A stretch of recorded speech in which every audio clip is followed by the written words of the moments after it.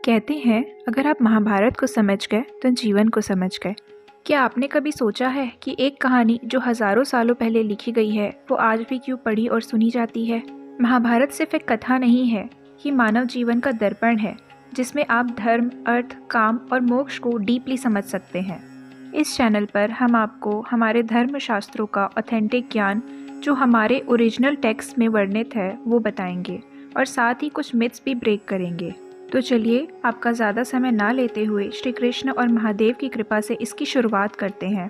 हमारे हिंदू धर्म में बहुत सारे रिलीजियस टेक्स्ट हैं। इनको श्रुति और स्मृति में डिवाइड किया गया है। महाभारत और रामायण स्मृति ट्रेडिशन का हिस्सा है। वैदिक काल में जब महाभारत का कंपोजिशन वेद व्यास जी ने किया था तब इसे याद करके मौखिक रूप से एक जनरेशन से दूसरे जनरेशन में ट्रांसफ़र किया जाता था। व्यास जी ने 8,800 श्लोक के साथ पहले महाभारत की रचना की थी और इसका नाम जय संहिता रखा। फिर बाद में 24,000 श्लोक के साथ इसका एक्सपेंशन किया और नाम भारत पड़ा। फाइनली व्यास जी ने इसे 90,000 से 1,00,000 श्लोकों में कंपाइल किया और इसका नाम महाभारत पड़ा। व्यास जी ने महाभारत अपने शिष्यों और अपने पुत्र सुखदेव को सुनाई थी।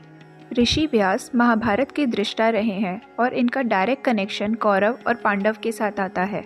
इस कथा को 2 लोगों के द्वारा सुनाया गया है। ऋषि विशंपायन जो व्यास जी के शिष्य रहे हैं वो एक बार एक सभा में गए थे जिसे अभिमन्यु के पोते जन्मेजय ने रखी थी।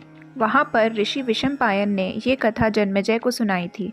इसके बाद एक और जगह वर्णन आता है कि नैमिषारण्य में साधु और ऋषि मुनियों की सभा थी जहाँ उग्रश्रवा नाम के एक सूत ने उनको ये कथा सुनाई थी। जब ऋषि विशंपायन जन्मेजय को कथा सुना रहे थे उस सभा में उग्रश्रवा भी उपस्थित थे। वहीं पर उन्होंने ये कथा सुनकर नैमिषारण्य में ऋषियों को सुनाई थी। ऋषि व्यास ने महाभारत की महिमा बताते हुए कहा है कि जो इसमें है आपको हर जगह मिल जाएगा, पर जो इसमें नहीं है वो आपको कहीं नहीं मिलेगा, और इसे पंचम वेद की उपाधि दी गई है। ऋषि व्यास को महाभारत की रचना करने में 3 वर्ष का समय लगा था। व्यास जी ने इसे सबसे पवित्र धर्मशास्त्र, अर्थशास्त्र और मोक्ष शास्त्र कहा है। अक्सर महाभारत से जुड़े कई मिथ सामने आते हैं कि इसे नहीं पढ़ना चाहिए, घर में झगड़े होते हैं, बट ऐसा कुछ नहीं है।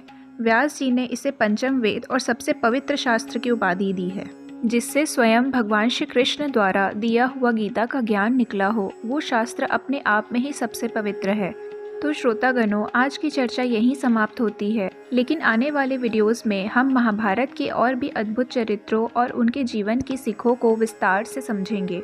इसलिए do subscribe our channel and share this with your friends and family, ताकि हमारे धर्मशास्त्रों की जानकारी सबको मिले। तो श्रोतागणों, फिर मिलेंगे मानुषी के साथ धर्म, सत्य और अध्यात्म की इस यात्रा में। आप सभी को जय श्री कृष्ण। हर हर महादेव।